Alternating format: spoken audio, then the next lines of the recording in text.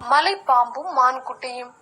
குரட்டி என்ற பெயர் கேட்டால் மஞ்சளாறு காட்டில் சிறுத்தைகளும் புலிகளும் கூட பயப்படும்.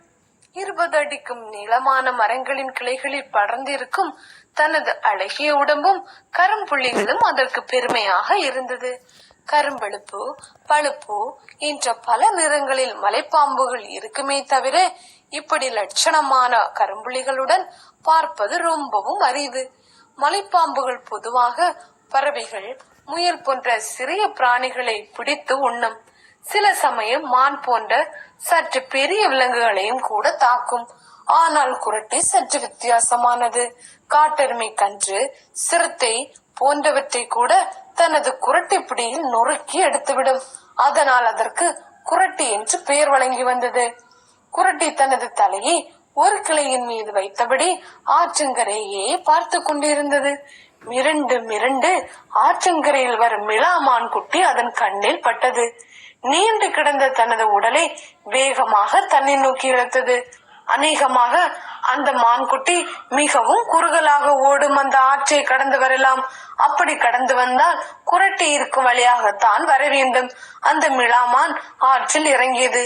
குரட்டியில் வாயில் நீர் சுரந்தது. மீதமுள்ள தனது உடலை குரட்டி கிளையில் சுற்றி தனது தலையை மட்டும் தொங்க வைத்தபடி அசையாமல் இருந்தது. பார்வை மட்டும் ஆற்றில் இறங்கிய மான் மீது இருந்தது. ஆற்றில் மான் நீந்தியது. இதே மரத்தில் இருந்துதான் குரட்டி ஒரு நாள் ஒரு சிறுத்தையை மடக்கி பிடித்தது. ரப்பர் போன்ற தனது உடம்பை கயிறு போல் பாவித்து இறுக்கிய வேகத்தில் சிறுத்தையின் எலும்புகள் மடமடவென்று முறிந்தன. மான் கரையேறிவிட்டது. குரட்டி அசையாமல் இருந்தது. அந்த மரத்திற்கு அருகாமையில் வந்த பாதையில் சுற்றி பார்த்தபடி நடந்து வந்தது அந்த மான். சொல்லி வைத்தது போல் அந்த மரத்தடியில் வந்து நின்றது. குரட்டி மான்குட்டியின் கழுத்தில் மாலையாய் விழுந்தது. அம்மா என்று கதறியது மான்குட்டி. எதிர்பாராத தாக்குதலால் நிலை குலைந்து போனது. அப்படி இப்படி கூட அசையாமல் நின்றது. குரட்டிக்கு கூட ரொம்ப ஆச்சரியமாகத்தான் இருந்தது. குரட்டி அதன் முகத்தை பார்த்தது பாவமாக இருந்தது. அதற்குள் குரட்டி ரப்பர் போன்ற தனது நீண்ட உடலால் மானை சுற்றியது. மான் தேம்பி தேம்பி அழுதது. அதன் கண்களில் நீர் வழிந்தது. குரட்டி இப்படி திடீர் தாக்குதல் நடத்தும் போது எந்த ஒரு மிருகமும் இதனிடம் தப்பிக்க போராட்டம் நடத்துமே தவிர அப்படி இப்படி அழுது ஆர்ப்பாட்டம் செய்யாது. ஆமாம், ஏன் அழுகிறாய் என்றது குரட்டி. மான் தனது அழுகையை நிறுத்திவிட்டு உறுதியான குரலில் சொன்னது, இப்போது சாவு என்பது எனக்கு நிச்சயமாகிவிட்டது. சாகு முன்னர் அம்மாவின் உயிரை காப்பாற்றிய பெருமையாவது உன்னை சேரும். நீங்கள் மனது வைத்தால் எனக்கு உதவலாம் என்றது. நான் எப்படி உதவ முடியும் என்றது. மொட்டைச்சியாமன் பாறைக்கு சென்று நாவல் பழங்களை எடுத்து என் அம்மாவிற்கு கொடுத்துவிட்டு மீண்டும் இங்கு வந்து சேருகிறேன். பின்னர் உன் இஷ்டப்படி என்னை கொண்டு சாப்பிடு என்றது மான். நீ மீண்டும் என்னிடம் திரும்பி வருவாய் என்பதற்கு என்ன உத்தரவாதம்?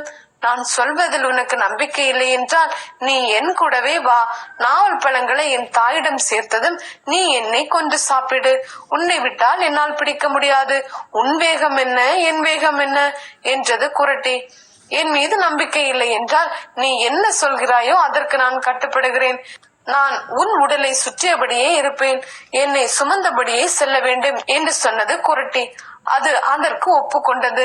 சுமந்தபடியே சென்றது மான். மொட்டைச்சியாமன் பாறைக்கு சென்றது. நாவல் பழங்களை சேர்த்து கொண்டது. மலைப்பாம்பு தன் உடலை சுற்றி இருக்க உற்சாகத்துடன் நடந்தது. தனது அம்மாவுக்காக தன்னுடைய உயிரை கொடுக்க ஒரு வாய்ப்பு கிடைத்தது. அதற்கு சந்தோஷமாக இருந்தது. மான் தன் இருப்பிடத்திற்கு அருகாமையில் வந்தது. தன் இருப்பிடத்தையும் படுத்து கிடக்கும் அம்மாவையும் காட்டியது. குரட்டி அதன் உடம்பில் இருந்து மெல்ல இறங்கியது. நாவல் பழங்களை கொடுத்துவிட்டு தப்பிக்கலாம் என்று நினைத்தால் அப்புறம் நோய்வாய்ப்பட்டிருக்கும் உனது அம்மா எனக்கு உணவாக நேரிடும் என்றது குரட்டி. நீ செய்த உதவியை ஒரு நாளும் மறக்க மாட்டேன், என் வார்த்தையை மீற மாட்டேன் என்று சொல்லிவிட்டு துள்ளி ஓடியது மான்குட்டி. குரட்டி மெல்ல ஊர்ந்து மரங்களின் ஊடே மறைந்து கொண்டது. அங்கு அதற்கு பெரிய அதிர்ச்சி காத்திருந்தது. அங்கு 15-20 மான்கள் உடல் நலம் விசாரித்தபடி இருந்தன. அதில் 2-3 மான்கள் ஒன்று சேர்ந்தால் கூட அவற்றின் கொம்புகளால் தனது தலையை குத்தி கிழித்து விட முடியும். இப்படித்தான் சென்ற வாரம் ஒரு மலைப்பாம்பை 2 பெரிய மிளாமான்கள் கொம்பினால் நசுக்கி எடுத்து விட்டன. அந்த மலைப்பாம்பு அங்கேயே உயிரை விட்டது. பயம் என்றால் என்னவென்று தெரியாத குரட்டிக்கு கூட கொஞ்சம் நடுக்கமாகத்தான் இருந்தது. கையில் கிடைத்ததை விட்டுவிட்டோமோ என்று கூட ஆதங்கமாக இருந்தது. எதற்கும் ஜாக்கிரதையாக இருப்பது நல்லது. குரட்டி பெரிய தனது உடலை வளைத்து நெளித்தபடி மறைவிடம் நோக்கி நகர ஏதோ அரவம் கேட்டது. அதே மான்குட்டி தனியாக வந்தது. என் கடமை முடிந்தது. எனது வார்த்தையை நான் காப்பாற்றி விட்டேன். உனக்கு எனது நன்றி என்று சொன்னவாறு குரட்டியின் முன்னால் வந்து நின்றது மான்குட்டி. குரட்டியின் முரட்டு தோலை மீறி அதன் உடல் புல்லரித்தது. என்னை பற்றியா சொன்னாய் என்றது குரட்டி. இல்லை, எனக்கு உதவி செய்த உன்னை காட்டி கொடுக்க மாட்டேன். உன்னை கொன்று தின போகும் நான் எப்படி உனக்கு உதவியவன் ஆவேன்? நீ சொன்னது சரிதான். ஆனால் நீ உதவாவிட்டால் என் அம்மாவை காப்பாற்ற முடியாது போயிருக்கும். பெற்றோருக்காக தனது உயிரை தருவதை விட பெருமை தரக்கூடிய விஷயம் உலகத்தில் வேறு என்ன இருக்க முடியும்?